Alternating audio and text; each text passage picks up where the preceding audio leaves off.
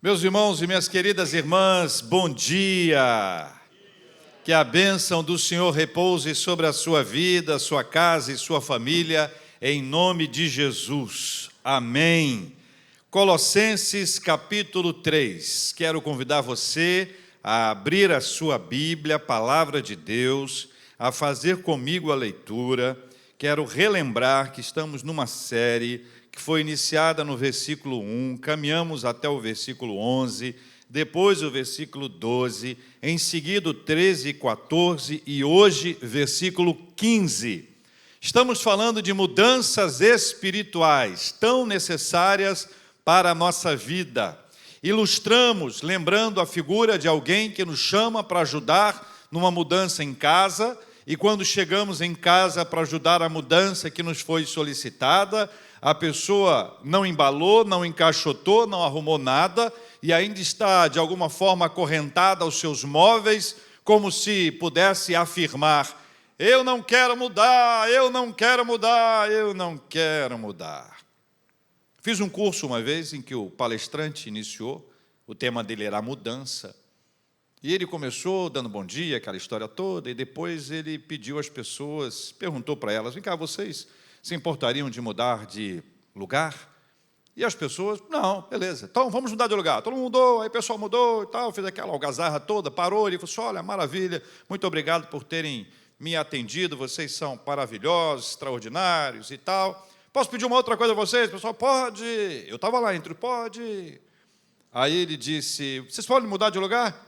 Podemos. Aí mudaram de lugar, mudamos para lá, para cá, mudamos para lá, para cá. Quando parou, ele olhou e falou assim: maravilha, gente, obrigado, salva de palmas. Ei, posso pedir uma coisa a vocês? Vocês vão mudar de lugar? Aí a reação já não foi igual à primeira, pior do que a segunda, e a resposta foi: não. Ele olhou para a gente e disse: se vocês não querem nem mudar de lugar,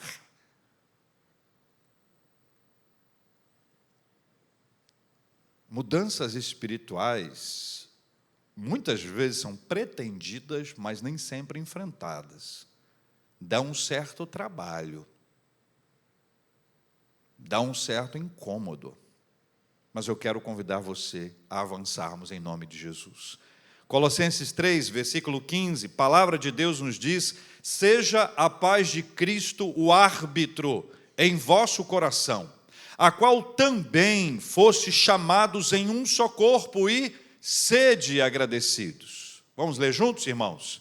Seja a paz de Cristo o árbitro em vosso coração, a qual também foste chamados em um só corpo, e sede agradecidos. Primeira etapa da caminhada: seja a paz de Cristo.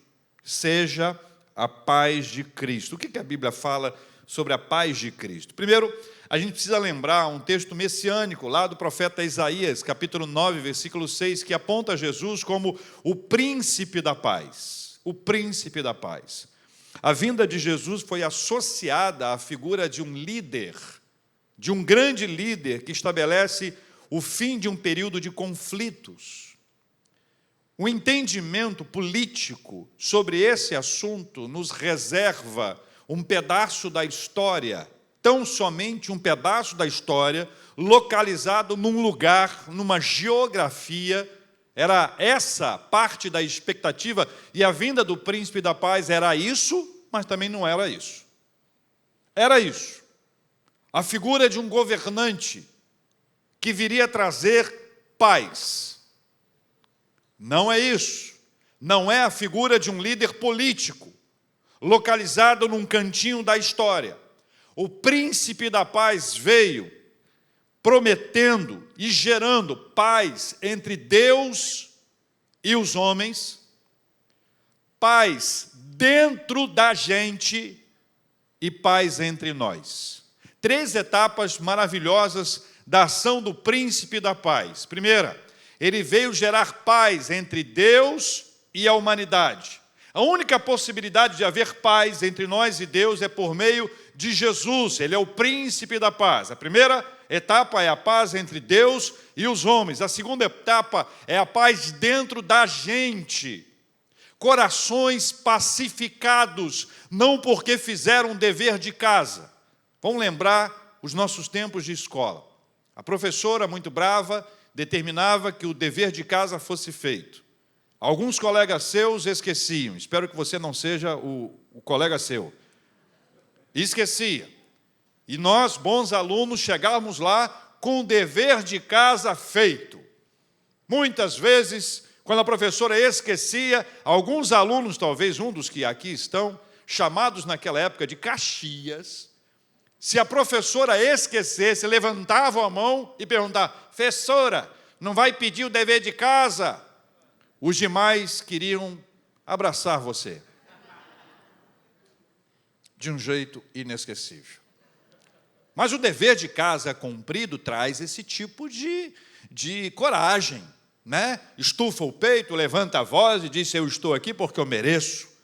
Pode cobrar o dever de casa porque eu fiz. A paz de Cristo não é porque você fez o dever de casa.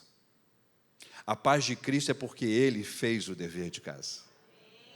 O príncipe da paz, ele gera paz entre nós e Deus, gera paz dentro da gente e gera paz entre nós. Segundo, Cristo falou sobre a sua paz em João 14, 27. Ele disse assim, deixo-vos a paz.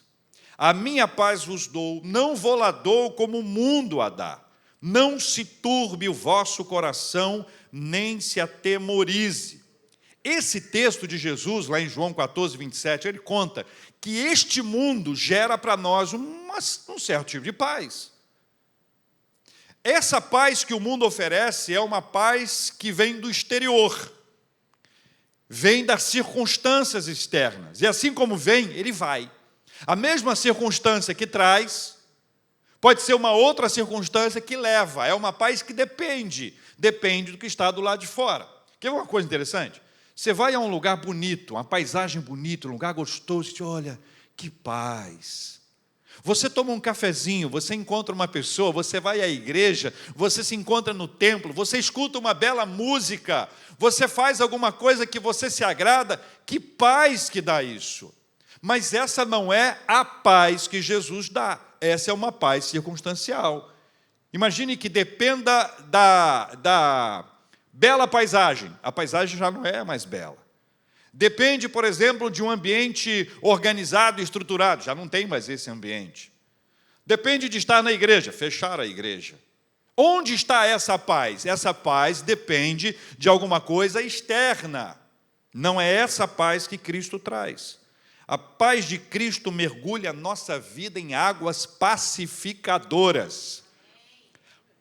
A paz de Cristo mergulha a gente em águas pacificadoras. O nome disso é milagre. Essa paz de Cristo alcança o nosso interior. Ela não fica na superfície. Ela vai fundo na nossa vida. Essa paz de Cristo resolve as nossas pendências espirituais e nasce num relacionamento saudável com Deus. Em síntese, ainda que você esteja longe do lugar agradável, ainda que você esteja longe de pessoas amadas que te dão paz, ainda que você esteja longe fisicamente da igreja, ainda que todas essas coisas sejam verdade, a gente não consiga estar naquele lugar que nos dá uma certa paz, a paz existirá dentro de nós, e dentro de nós conseguimos enxergar a vida segundo a ótica da paz de Cristo. Terceiro, Paulo foi um apóstolo divinamente abençoado, né? Antes de ser cristão, ele foi educado aos pés de Gamaliel, que seria para nós o melhor mestre do nosso tempo, era o maior mestre daquele tempo. Ele teve a oportunidade de ter um desenvolvimento intelectual, espiritual, emocional, sendo bem criado, bem formado, bem preparado para enfrentar a vida. E aí, quando ele escreve aos Filipenses, no capítulo 4, versículo 7, ele diz assim: a paz de Deus, que excede a todo entendimento, guardará o vosso coração e a vossa mente em Cristo Jesus. Sabe por quê?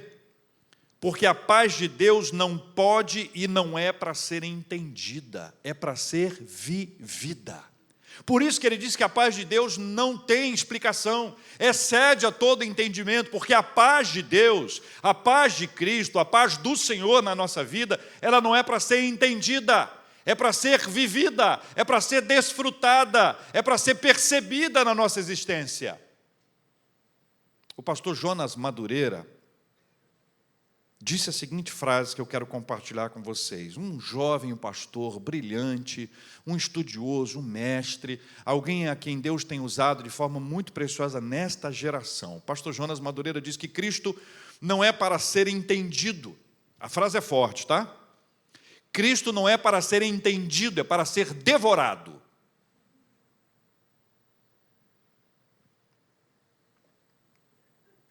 A metáfora é do pão. Jesus disse: eu sou o pão vivo que desceu do céu. Cristo não é para ser entendido, é para ser devorado, é para ser experimentado. A paz de Deus não tem explicação, não tem lógica, ela não acompanha a nossa reflexão, ela não é racional, ela é espiritual, ela vem da parte de Deus para o coração da gente. Na carta aos Gálatas, o próprio Paulo diz que a paz é fruto do Espírito, está naquela lista do fruto do Espírito, que começa com amor, alegria, paz e a sequência vai. Paz de Cristo, ok, irmãos? Estamos com a base aqui para a nossa caminhada da paz de Cristo, temos a essência dessa paz, estamos prontos para a segunda parte, que é seja a paz de Cristo o árbitro em vosso coração. Paz de Cristo, árbitro em vosso coração. Seja a paz de Cristo, árbitro em vosso coração, a qual também foste chamados em um só corpo. Cristo estabelece o seu governo não temporal ou político, mas espiritual. Depois de Cristo, depois de convertido, nós temos um Senhor. Talvez essa seja a grande divisão entre convertidos e não convertidos. Convertidos têm um Senhor. Lembra do buscar em primeiro lugar o reino de Deus? Porque tem um rei. Tem um reino e tem um rei. O rei é o Senhor e eu sou súdito, sou servo desse rei. Essa pode não ser uma relação muito pacífica, desse entendimento que ele agora é o Senhor da minha vida, porque a gente vai brigando contra isso. Por que a gente vai brigando? Porque a gente quer estabelecer o que para nós é importante, e nós colocamos os nossos valores como prioridade na caminhada. Eu quero isso, eu quero aquilo outro, e nós vamos nos perdendo ao longo da caminhada, entendendo que os senhores somos nós e não ele. É como se nós soubéssemos mais do que ele. É provável que em algum momento da sua vida devocional você tenha orado, ou dado ordem, ou trazendo para Deus quase que uma obrigação dele fazer aquilo que você gostaria que ele fizesse, como se o Senhor fôssemos nós, e não ele. Paulo usa no texto original a palavra brabeu, para árbitro, brabeu. Esse termo descreve o trabalho de um árbitro em um jogo e posteriormente veio a significar ordenar ou controlar.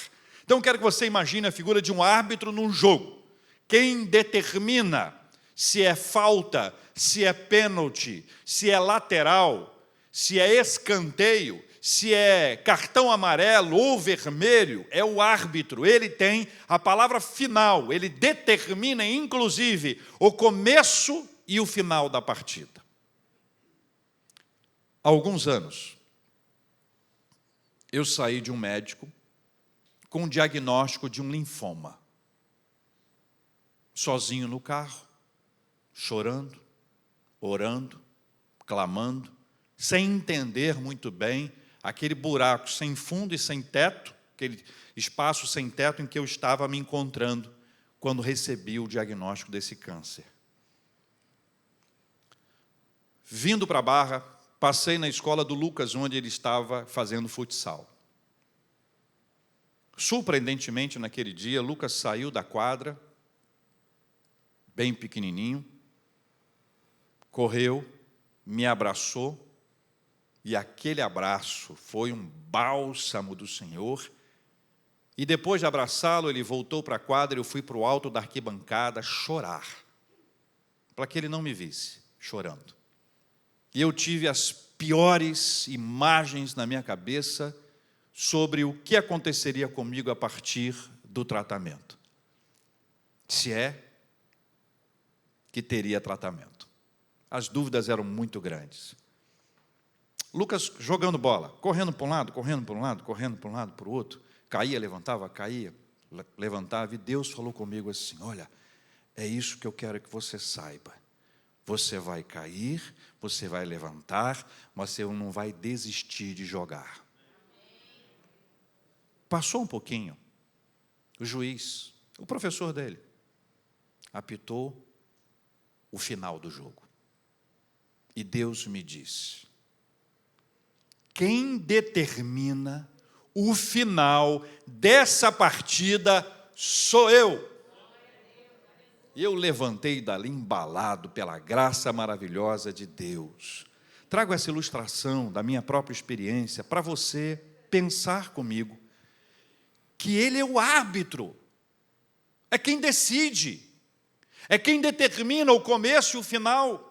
Ele é quem dá a palavra final sobre qualquer coisa. Nós não vamos desistir nunca, porque Ele é o árbitro. Amém, meus irmãos? Diante disso eu pergunto: quem é o árbitro no reino do seu coração? Quem é que dá a palavra final no reino do seu coração? O árbitro é o juiz, aquele que preside, governa e domina. O árbitro é quem dá a palavra final. Como saber isso? Vou dar para você um exemplo de um ex-presidente americano, uma frase que se atribui a ele, Abraham Lincoln. A frase já foi traduzida com linguagem diferente, mas ela quer dizer: se quiser pôr à prova o caráter de alguém, dele poder. Se quiser pôr à prova o caráter de alguém, dele poder. Neste caso, faço para você algumas perguntas. Quem manda? Manda quem dá o poder? Manda quem recebe o poder? Ou manda o poder? Duro é alguém imaginar que pode domesticar o poder. Engana-se quem acredita que possa domesticar o poder. Cuidado com isso. Ao dizer: seja a paz de Cristo o árbitro em vosso coração, Paulo está declarando que o gestor da nossa vida é Cristo e não o coração. É Cristo e não você. Seja a paz de Cristo o árbitro no vosso coração. A única forma de aceitarmos essa afirmação e de vivenciarmos essa afirmação é entregando a nossa vida para Jesus. É quando Ele assume o controle de verdade, de fato, o controle verdadeiro da nossa vida, quando nós abrimos mão da nossa vontade e suplicamos a Ele que nos governe, que nos dirija, não apenas no momento de luta, momento final da nossa existência, onde nós clamamos a Ele por misericórdia, mas é ao longo da nossa caminhada para que Ele seja glorificado por meio da nossa vida. Se esse encontro com Jesus não acontecer, deixa eu falar para você francamente aqui, posso falar entre nós? Se esse encontro com Jesus não acontecer, estaremos aprisionados ao comando do coração.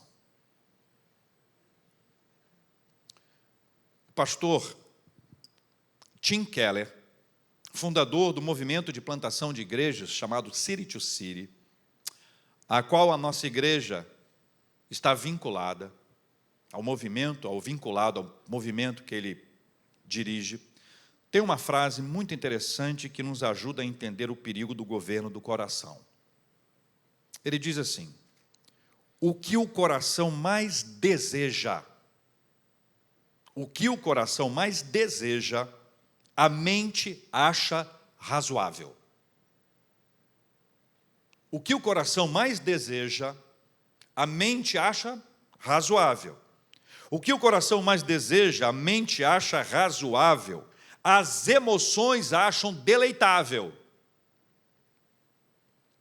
O que o coração mais deseja, a mente acha razoável. As emoções acham deleitável e a vontade acha viável. Compreende o perigo? Nós estamos aqui na faixa de Gaza das nossas decisões, faixa de Gaza da nossa vida. Uma frase do poeta e dramaturgo inglês William Shakespeare demonstra com excelência a influência do coração em nossa vida. Disse Shakespeare: como posso ir mais longe se meu coração aqui permanece? Como posso ir mais longe se meu coração aqui permanece? Quem é que governa? É o coração. Mas se nós estabelecermos aquilo que a Bíblia diz, seja a paz de Cristo o árbitro no vosso coração, nós vamos compreender o perigo que há no coração. O profeta Jeremias, que serviu a partir de 637 a.C., inspirado pelo Espírito Santo, declarou a seguinte frase: enganoso é o coração, mais do que todas as coisas, e desesperadamente corrupto, quem o conhecerá? Jeremias 17:9. Enganoso é o coração, mais do que todas as coisas, e desesperadamente corrupto, quem o conhecerá? A partir dessa frase, desse versículo, eu queria desafiar você a pensar em 4 frases populares em nosso meio. Populares no Brasil e no mundo, mas tratando sobre a nossa realidade tupiniquim. A primeira frase é: siga seu coração. Não é bonitinho falar isso? Siga seu coração. Aí você diz isso e lembra de Jeremias: enganoso é o coração, mais do que todas as coisas, e terrivelmente corrupto. Seguir o coração é o mesmo que você ser consultado por um falso médico. Você chegar a um avião e descobrir que vai pilotar um falso piloto. Ou que o conselheiro das suas finanças será uma pessoa terrivelmente corrupta. Essa é a realidade. Quando alguém pensa em seguir o coração, está seguindo aquele que é enganoso e terrivelmente corrupto. Veja o problema que nós estamos inseridos. Cuidado com essa frase. A segunda frase é: sentir no coração. É bonitinho também. Sentir no coração. Essa declaração mostra o perigo de ser comandado pelas emoções. Porque a gente sente no coração, a gente tem um impacto emocional para alguma coisa, sentir no coração. E esse sentir no coração não leva em consideração nenhuma responsabilidade. Também não tem a preocupação com as consequências dos nossos atos. A terceira frase, muito conhecida, essa mais no meio cristão: Deus conhece meu coração. Deus conhece meu coração. Eu chamo isso de carteirada espiritual.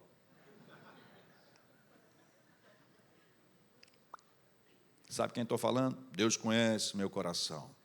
E a resposta é sim. É verdade. Deus conhece seu coração. E Ele é enganoso e terrivelmente corrupto. Quarta frase: Deus falou meu coração e eu fiz.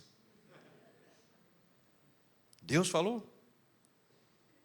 Foi Deus? Como saber se foi Deus? Como saber se a voz que eu ouvi foi divina? Ou foi humana ou diabólica? Eita, Brasil! Pela Bíblia. Está de acordo com a Bíblia? Não está de acordo com a Bíblia? O critério é esse, a Bíblia. É por isso que você não pode deixar de ler a Bíblia. Afinal, quando você deixa de ouvir, de ler a Bíblia, de estudar a Bíblia, você se perde e passa a ser uma pessoa vulnerável. Deus falou comigo para fazer isso, aquilo ou aquilo outro, mas Deus pode não ter dito nada. Você pode ter se ouvido, ou ouvido até uma voz infernal. A Nova Versão Internacional traduz essa parte do versículo 15 assim, que a paz de Cristo seja o juiz em seu coração, visto que vocês foram chamados para viver em paz como membros de um só corpo. Então, essa paz que governa o coração também se aplica aos relacionamentos no modelo indissociável. Ou seja, os pacificados vão pacificando, e esse grupo de pacificadores são membros de um mesmo corpo, cujo cabeça é Cristo, o príncipe da paz, de quem se origina a paz que definitivamente nos pacifica. Nesse momento do trecho bíblico, Paulo vai nos conectando à ideia do corpo, e vai dizendo, olha, seja a paz de Cristo o árbitro no vosso coração, a qual também fostes chamados. Então o chamado não é para um ou para outro, o chamado é para você, é para mim, é para nós. O chamado é coletivo, embora ele seja individual. Ele é pessoal, ele é intransferível, ele é no singular, mas ele também é plural. À medida que nós somos impactados por essa paz, à medida que a nossa vida é governada por Ele, à medida que o Senhor Jesus Cristo é o árbitro no coração da gente, nós vamos vivendo essa paz, e essa paz faz de nós pacificadores. E à medida que nós vamos pacificando como pacificadores, nós vamos vendo o reino de Deus ser estabelecido, porque nós somos parte do corpo de Cristo, cujo cabeça é Ele, nós somos a igreja de Jesus, nós somos os pacificadores. Amém, meus irmãos? A última parte. Seja a paz de Cristo o árbitro em vosso coração, a qual também fostes chamados em um só corpo, e sede agradecidos. Está no contexto. Sede agradecidos. Sede agradecidos a Deus e ao próximo. A gratidão é resultado de um movimento de pacificação espiritual. A gratidão é resultado de um movimento dentro da gente, de um movimento de pacificação espiritual. Antes de sermos pacificados, nada está bom. Nada está bom. Murmuração, conhece isso ou não? Já foi apresentado? Andou com alguém? Conviveu?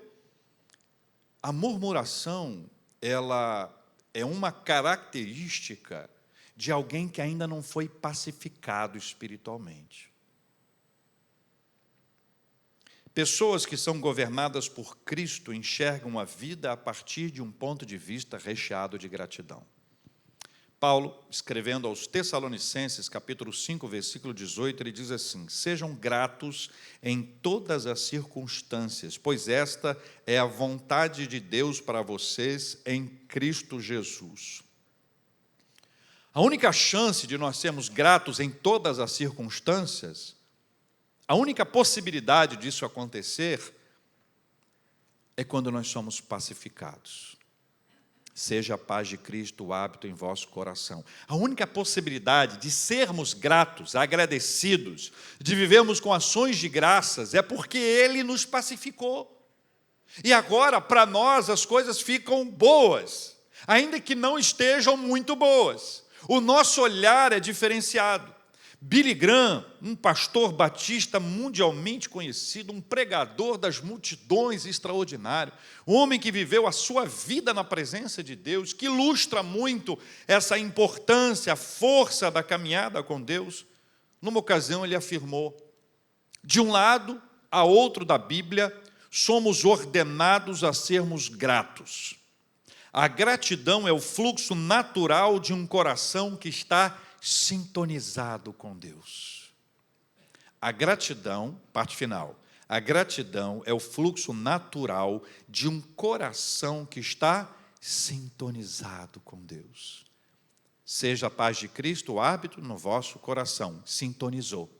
Estamos na mesma frequência. estamos ouvindo a mesma emissora, estamos conectados à mesma estação, estamos ouvindo a mesma canção, estamos ouvindo a mesma voz, estamos sintonizados. É esta a ação divina. O Senhor nos sintoniza com Ele e, a partir disso, nós passamos a viver agradecidos.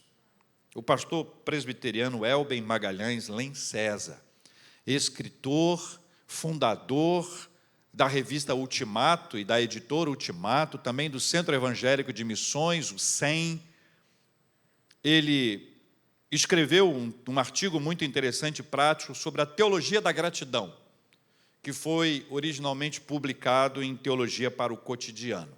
Diz o pastor, que já está na glória, recentemente promovido: a gratidão é tão necessária ao espírito humano quanto a confissão de pecados e ao desabafo da alma perante o Senhor, não só no aspecto ético, mas também no aspecto emocional. Faz muito bem à mente enumerar e agradecer as bênçãos recebidas da divina mão. Esse exercício alegra, anima e fortalece a alma. Afasta o cristão de seus problemas reais ou imaginários e o aproxima de Deus. Abre os olhos para a entranhável misericórdia de nosso Deus e fecha-os para a opressão do demônio. Continuou o pastor Elben. A gratidão profunda e contínua cura o pessimismo, cura o derrotismo e cura a fatalidade cega. O cristão que cultiva o hábito de agradecer a Deus pelo que Ele é e pelo que Ele faz, dificilmente terá crises de desânimo. Não abrigará no coração a presença incômoda e doentia do queixume e da amargura. Será uma pessoa mais saudável, mais disposta, mais dinâmica e mais aceita por Deus. Há diversos estudos científicos que comprovam o texto do pastor Elben. Aliás, a ciência e a fé caminham juntas. Em diversas ocasiões, nós vamos ver a ciência tentando entender e explicar os feitos divinos. E a ciência muitas vezes conta aquilo que Deus já nos contou. Recentemente, um grande corpo de pesquisas psicológicas, comportamentais e sociais identificou o impacto e o poder da gratidão com descobertas que têm profundas implicações para a criação até de um ambiente de trabalho, no nosso trabalho, na nossa comunidade ou na nossa casa, que envolve a gratidão. O resultado deles foi assim: a gratidão aumenta o bem-estar emocional. Pessoas gratas se dão melhor com os outros. Isso não é nem difícil de explicar.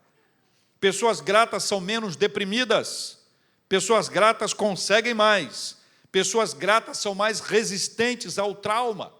Aliás, uma pesquisa de 2006 apontou que os veteranos da Guerra do Vietnã, com maiores níveis de gratidão,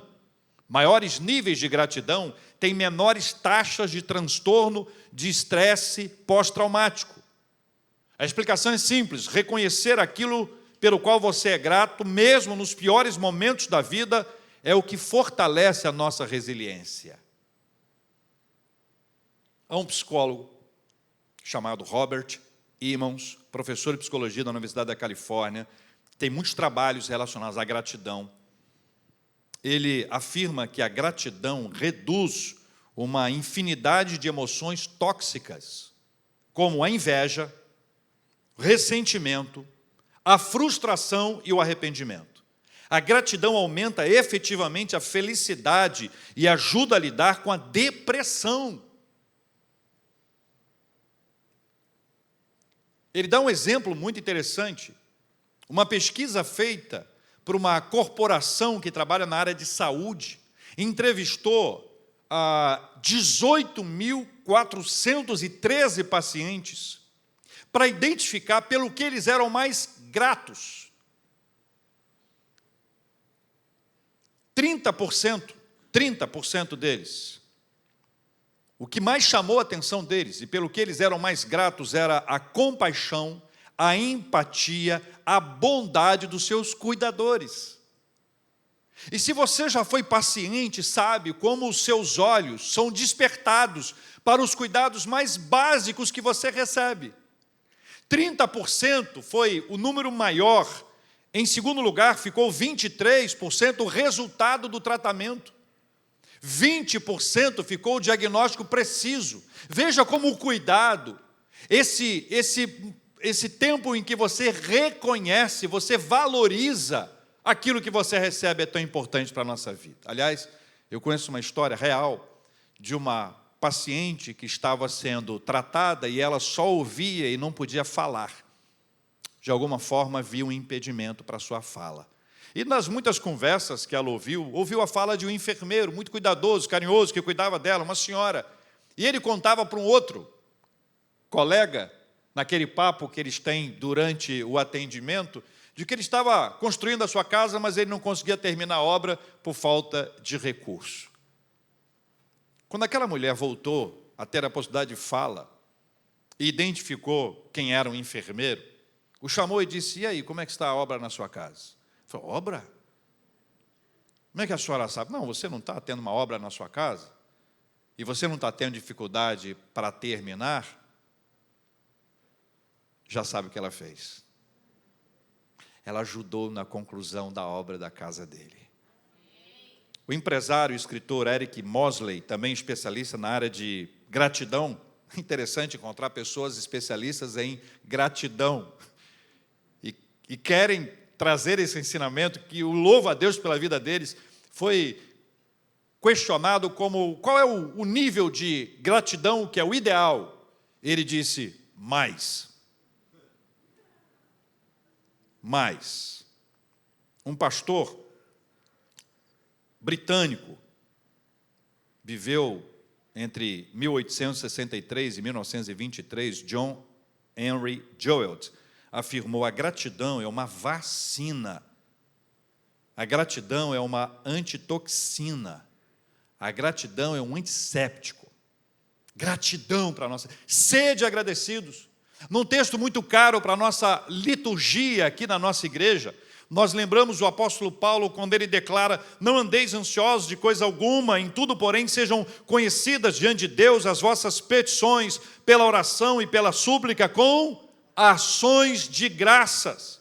E nós temos aprendido a agradecer antes de receber. Temos aprendido isso aqui em nossa igreja, a agradecer antes de receber. E temos aprendido que se demorar, Deus vai nos dar a paz. Paciência primeiro. Agora, se não chegar, Deus vai nos dar a paz. Não é verdade? Paciência e paz. Assim, agradecemos no tempo das petições e orações e súplicas. E eu quero concluir reiterando o texto bíblico: seja a paz de Cristo no vosso coração, que ela seja árbitro, a qual também fostes chamados em um só corpo, e sede agradecidos. Eu quero orar com você que entendeu que a paz é de Cristo e não deste mundo, que a paz é do Senhor e não ligada a uma música bonita, a um lugar agradável, nem mesmo ao templo. Que a paz, ela não depende de algo exterior, mas ela é gerada internamente dentro da gente, por uma obra extraordinária do Espírito Santo de Deus. Lembra que eu disse a expressão do pastor Jonas: Cristo é para ser devorado e não explicado. A paz não tem explicação, como disse o apóstolo Paulo, excede a todo entendimento, é para ser vivida, é para ser experimentada. E nós vamos orar para que essa paz seja o árbitro no seu coração. Mas eu sei que você entendeu que para a paz ser o árbitro, Jesus é o Senhor. Enquanto Jesus for o Senhor da nossa vida, a paz será o árbitro no nosso coração. Agora, não se deixe enganar. Nós não estamos falando de ser membro, não estamos falando de ir à igreja, de acompanhar um culto, uma mensagem, o pregador. Nós não estamos falando de cantar canções, nós estamos falando de Jesus ser o Senhor da sua vida. E essa é uma ação que tem duas vias. A primeira é o Espírito Santo que nos convence do pecado, da justiça e do juízo. É o Espírito Santo que mostra o caminho, que se revela para nós. É o Espírito Santo que nos enche, que nos incendeia, que fala ao coração da gente. A segunda parte é nossa. Senhor, em resposta ao seu chamado, eu quero te seguir. Em resposta à palavra do Senhor, eu quero caminhar contigo. Em resposta ao seu chamado, eu quero que o Senhor seja o árbitro do meu coração. Não mais eu, não mais este mundo, não mais a cultura desse tempo, mas o árbitro do meu coração é o Senhor Jesus Cristo. Seja a paz de Cristo o árbitro no vosso coração, a qual fosse chamados em um só corpo, uma família, uma comunidade, pacificados, pacificadores, seguindo o príncipe da paz. Pacificados, pacificadores, seguindo o príncipe da paz. E sede agradecidos. Não quer dizer que a gente vai ter vida mansa. Não houve essa promessa em lugar nenhum. A Bíblia nunca disse, seguir a Jesus e vai dar tudo certo no final. Não. No mundo tereis aflições, mas tende bom ânimo, eu venci o mundo. E não diz lá, e vós vencereis também. Não está na Bíblia, não. Tá, não. Isso nós que fomos colocando ao longo do tempo. Mas diz que ele venceu, porque ele venceu, nós venceremos por ele. Ele venceu e nós vamos atrás dele, como discípulos de Jesus, vencendo todos os dias as barreiras e os problemas que estarão diante de nós. Quero convidar você para nós orarmos juntos, por estes motivos aqui apresentados. Também vamos apresentar diante dele as nossas súplicas e a nossa gratidão. Enquanto cantamos, deixe seu lugar e venha aqui à frente.